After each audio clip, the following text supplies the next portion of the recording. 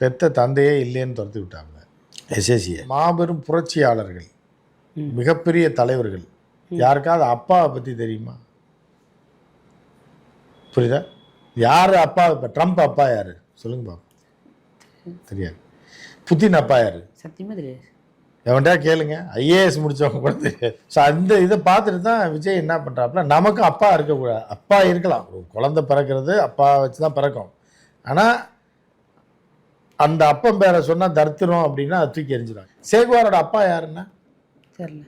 மாசத்துக்கோட அப்பா தெரியுமா? Joseph Stalin இருக்காரு ரஷ்யாவில், அவர் அப்பா தெரியுமா உங்களுக்கு? அதை தான் விஜய் பண்ணுறார். அப்பனே இருக்கக்கூடாது, அப்பன் பேரும் தெரியக்கூடாது. அதனால் இன்சியல் போட்டிருக்காப்புல. எனக்கே சி விஜய்ன்னு போட்டிருக்காப்புல, எங்கேயா பார்த்துங்களா? ஜோசப் விஜய்ன்னு இருக்கும், சி விஜய்ன்னு இருக்காது. இருக்கா இல்லையா? ஸோ இந்த மாதிரி என்னன்னா, தன் தந்தையை வந்து பிறவிக்காக மட்டுமே வைத்துக்கொண்டு இன்சியல் கூட பயன்படுத்துறதில்ல. எதுக்காகனா, ராமதாஸ் அன்புமணிலாம் இவ்வளோ எம்பிபிஎஸ் படித்து வேஸ்ட்டாக.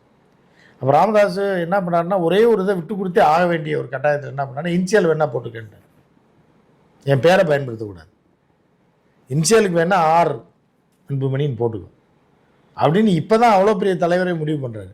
ஆனால் விஜய் வந்து இதுக்கு முன்னாடி 10 வருஷத்துக்கு முன்னாடியே முடிவு பண்ணுறாரு. அப்பனே வேணாம், அப்பனும் கிடையாது, உன் இன்சியலே எனக்கு தேவையும் கிடையாது, நான் வந்து நானாக முன்னேறி நானாக வந்தது, பெற்றது மட்டும்தான் நீ, அதுக்கு வேணால் ஊர் சொல்லிக்கிறட்டும் அப்படின்னு சொல்லி வீட்டுக்கு வராத. புஷி ஆனந்துக்கு இருக்கிற உரிமை கூட யாருக்கு இல்லை?